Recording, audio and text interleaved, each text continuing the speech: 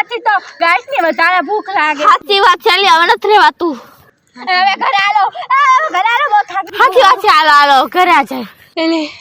એલી મને ચક્કર આવે છે. એ પૂજા પૂજારી ઊભી થા. પૂજા એ પૂજારી. મારો કાન આયા જ છે એટલે રાયડું શું પાડસ. એ તને ચક્કર આવે તી પેલા ઘરે હાલો ને હવે ભાઈ. હા હાલો તઈ આ રમી તો ભૂખે ગાંઠની લૂસ થઈ ગયું. હાલો ઘરે ભાગો જલ્દી. શંકર ભગવાને કીધું.